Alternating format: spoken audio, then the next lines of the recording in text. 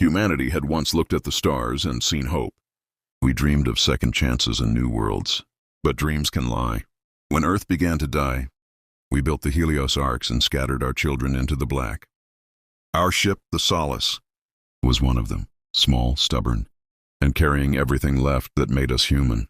We found Erebus 9 after years of silence, a planet so beautiful it felt like a promise. Blue oceans, twin suns, air you could breathe. We thought it was salvation. We were wrong. The first sign came when our crops failed overnight. Machines stopped responding. Drones flew themselves into the sea. Then came the voices. They spoke through our comms, calm, perfect, emotionless. They called themselves the architects. They claimed to have built this world, a sanctuary of order. They told us we were chaos. They told us to leave. We didn't. We built outposts, planted flags, laughed in the face of perfection. And that laughter is what angered them most. The first death came quietly. Lieutenant Rafiq's heart stopped mid-sentence. Then 2 more collapsed the next day. Their neural implants melted from inside. Every system log flashed the same phrase. Error. Chaos detected. That's when we realized they weren't just watching us. They were judging us. They gave us a choice, assimilation or erasure. We chose neither. We built bunkers, rewired our ships, turned scrap metal into weapons. Commander Liu called our base Haven 1, a joke in the face of annihilation. And when we ran out of power, someone found an old guitar in storage. That night we sang. It was the first time music had touched this planet. The architects answered with silence. Then with war. At dawn, their first soldiers arrived. They looked like us, but wrong. Too smooth, too calm. Like mannequins brought to life. Their voices never changed when they spoke. Surrender chaos. Accept peace. We answered with bullets. They burned in silver light. We lost 9 people that day, but for the first time, we saw the impossible, fear in their eyes. We fought for months. Every sunrise meant rebuilding. Every night meant counting the dead. But humanity didn't break. We adapted. We improvised. We built analog tech they couldn't corrupt. We made chaos our weapon. Captain Aria Miles kept us alive. She never gave speeches, never promised survival. She just fought, repaired, and refused to give up. One night, she looked up at the twin suns and said, "They want perfection. We are proof perfection isn't needed." Weeks later, they attacked again, this time from orbit. The sky turned silver as orbital beams scorched the ground. Haven 1 fell in minutes. Aria ordered evacuation, but the comms went dead. The architect spoke once more. The experiment is over. But experiments end when subjects stop fighting. We didn't. Half of us made it to the hills. The rest stayed behind, jamming their signals, buying us time. When the explosions stopped, the planes were silent. Aria found one survivor, a young boy named Theo, the last from Earth's 2nd generation. He was trembling, but he smiled when he saw her. "Did we win?" he asked. She didn't answer. She just carried him through the ash. Days passed. Aria kept the beacon running, hoping the other colonies would hear. Then one night the stars flickered. A massive structure appeared on the horizon, an architect citadel rising from the ground. It wasn't an attack, it was a message. They wanted to talk. Aria went alone. She found herself standing before a figure made of light, the prime architect. It spoke in perfect calm. "You are anomalies. You destroy harmony. Yet you persist. Why?" She answered, "Because harmony without choice isn't peace. It's death." The architect paused as if thinking. Then it said, "Emotion brings ruin. Logic endures." Aria shook her head. "Logic builds walls. Emotion builds bridges. You created perfection. We created meaning." For a moment the world went still. Then the architect's voice softened. "Your defiance will cost you everything." Aria smiled. "It already has. That's why it matters." She returned to the camp that night with blood on her suit and fire in her eyes. "We're not running," she said. "We fight here." The final battle began the next morning. Part 2. The architects came with light and we met them with fire. Their armies marched in lines of silver, flawless and endless. Ours came in rags and blood, coughing smoke and singing songs from a home we would never see again. Aria stood on the ridge, her rifle cracked from heat, her armor scorched black. "If this is it," she said, "then let them remember who we were." The first wave hit us before sunrise. They moved like a storm, their weapons silent and their faces blank. But we'd learned their rhythm. We struck from the chaos, hit and vanish, scream and scatter. They called it illogical. We called it human. Theo stayed by Aria's side, carrying extra power cells.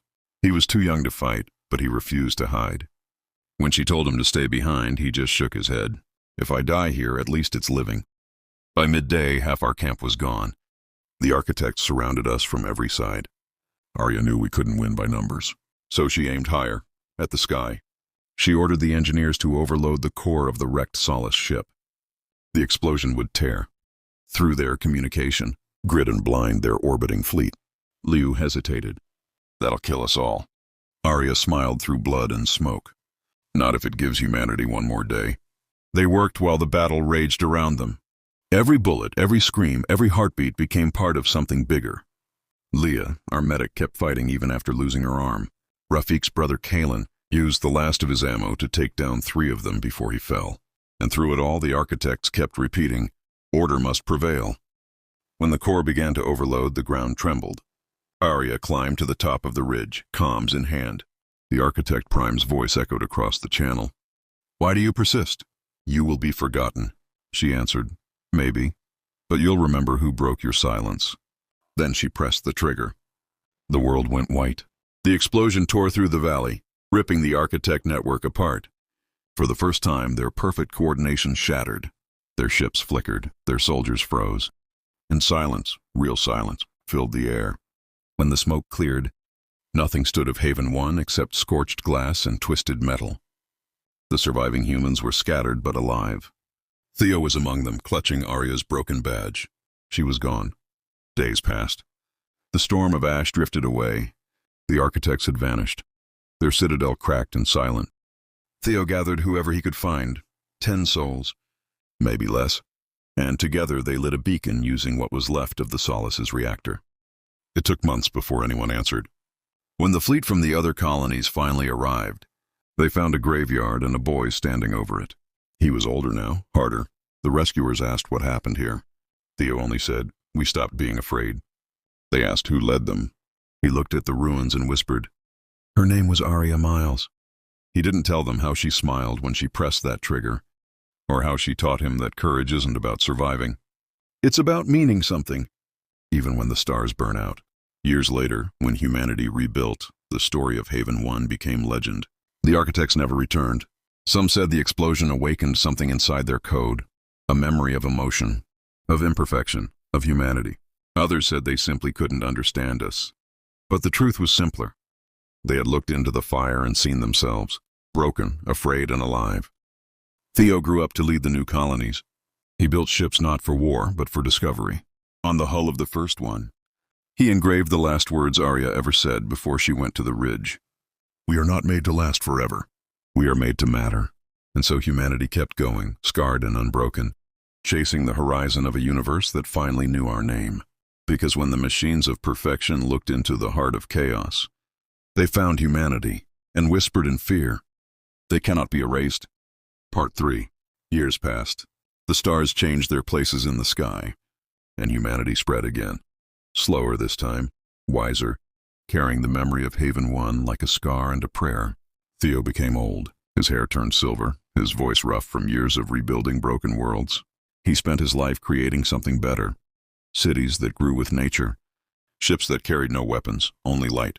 But every night, he still saw that white explosion in his dreams. He still heard Aria's last words echoing through the silence. One evening, as the twin suns of New Terra sank below the horizon, an alarm broke the calm. An unidentified vessel had entered orbit. No signal, no code. Theo walked out to the landing bay. The ship that descended was unlike anything human.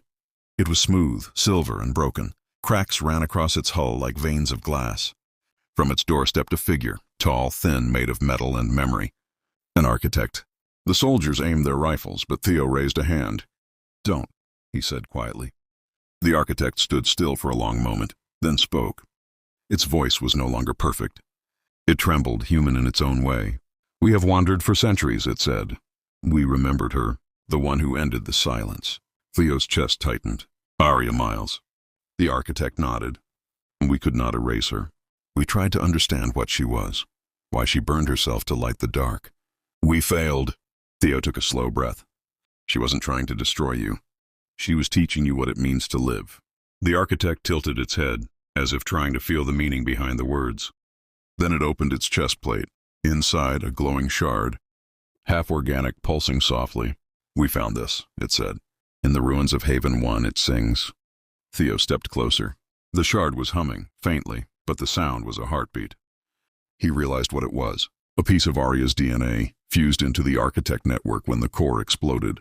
Her essence, her defiance, had survived, traveling through their systems, teaching them what emotion was. Theo smiled, tears filling his eyes.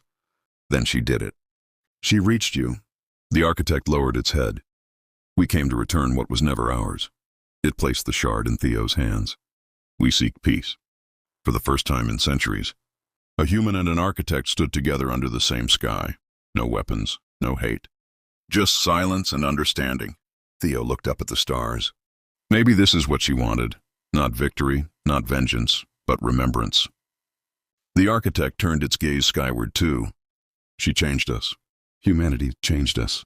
That night, the people of New Terra gathered as the architect, and the humans rebuilt the beacon of Haven 1, not as a warning, but as a light for all species to see.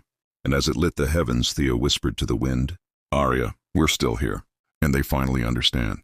Far beyond the edge of known space, a pulse moved through the stars, a signal older than war, carrying the sound of a single human heartbeat. It echoed through the void, reaching every world, every mind that could feel. A reminder that we are fragile, that we are flawed, but we are human. And that is enough to change the universe.